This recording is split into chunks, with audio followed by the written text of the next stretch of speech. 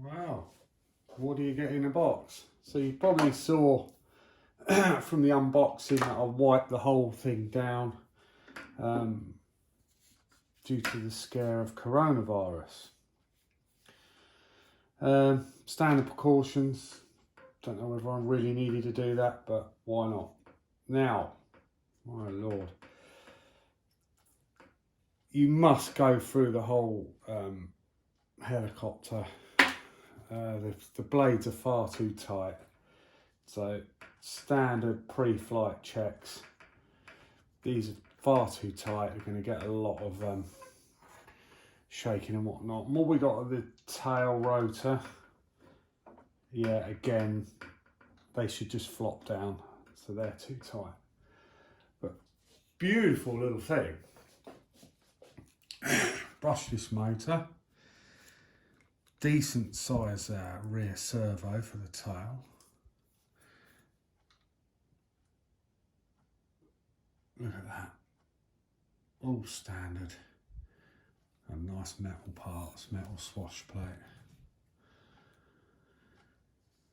Wow, for the money that ain't too bad. I think they're for sale at the moment for about 300 bucks. So we've got a 3 cell. What is this? Just about, obviously it's 11.1 volts, and you're looking at 2,600 milliamps, so decent size. And it was allowed into the country. Normally they don't ship batteries into the countries, but there we are. I managed to get it, so that was a bonus. Here's the charger and balancer for that battery pack. It comes with American, European or whatever plug, which is not what we use over here in the United Kingdom, so it's just a standard plug.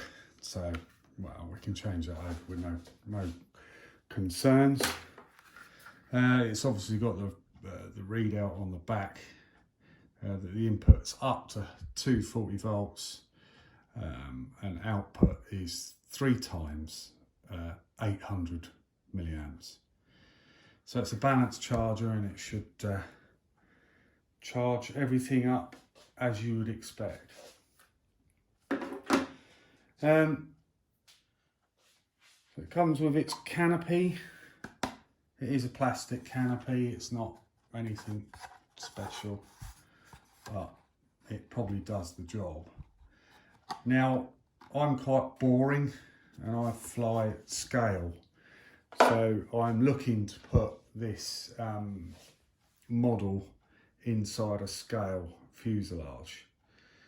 I'll obviously cover that. Let's carry on. So you get a CD. I believe this is just instructions, it's nothing special. You don't get a flight simulator with it. However, if you've never flown one before, do get a flight simulator, because you will crash it first flight. A little buddy box. Oh no, that's for the firmware, isn't it? Let's have a look. Right, so it comes with, my lord, there is a simulator chip. Well, how about that? It's a flight simulator. I'll plug that in and cover that in another episode, if you like. Wow, flight sim. Well, we'll go through that. You can obviously plug in and update the firmware. That must be this cable here. That pops in. So you can add and update the firmware. Wow, I'm still shocked that there's a little flight simulator in there, and that's quite a handy thing. However, if you've got an iPad, there's some quite good flight simulators out there that, all right, you can't plug your radio into, but it's quite handy if you're at work and you're on your meal break and you just want to have a little practice of crashing, I suppose. So you've got a nice little spongy thing, cradle, rotor protector, and what they bloody call them. So that sticks on there like that and then just clips onto your boom.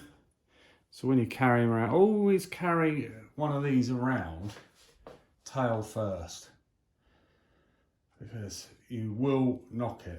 At least that way, when you're walking with your helicopter, you can guide it through doorways and God knows what else, but don't walk around that way because you will bang your tail as you're going around corners and things. So just a handy hint, walk forward with it.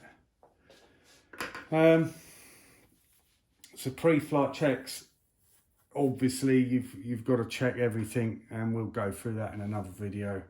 But all your little links, they must be nice, and that's a bit notchy, that one, so I might have to squeeze it and readjust, because it will determine, everything's got to be free, so it will determine in your flight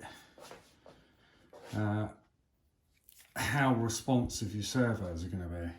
Now that swash plate looks, let's have a look, let's get the rotors out. As I say, these rotors are far too stiff and they will need probably taking off. I'll balance them anyway. I'd like to see what their balance is. But if you have a look at that swash plate, that's dipping right forwards. And the servos are slightly out. But obviously, I've not turned the radio on. I've not got a battery pack in it. But obviously, we will look at that in another video. This is more of an unboxing, so, and to see what you've got. So yeah, you can see it's almost in forward flight, the swash plate there, and the servos aren't really down enough for that to be correct. As soon as I turn the radio on, the servos will level up, and they look, that one looks level, that one's not. So it may do, once I turn it on, it may flip over and look in balance, but you must go through it all. You can't just get it straight out of the box and throw it up in the air, because they just don't work like that. Okay, it all depends on who set it up in the factory. But yeah, well, there we are. That's the unboxing of the Jczk 450. So it's a bit like a Lines 450. It's the same sort of kit. Everything looks pretty much similar. It comes with some information on the K-bar V2 Gold Warrior instructions, because obviously this is a 3D helicopter, so it's got all, there's not a lot that you're going to make from this. Power on, power off, LEDs, quite useful to know, but it is what it is. Don't even think the K-bar's on it. Anyway, bit confused about that, but that's what happens when you buy things in. The instructions aren't as you need to know. So here we are, look. So this is the information there on the charger.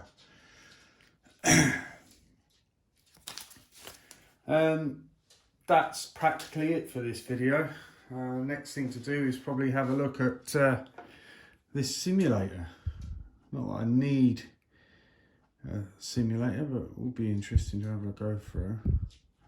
Well, everyone needs a simulator, to be honest. It's quite handy to refresh in rainy conditions and see what's on this disc. Hopefully this will not upset my laptop, but there we are. We'll have a look.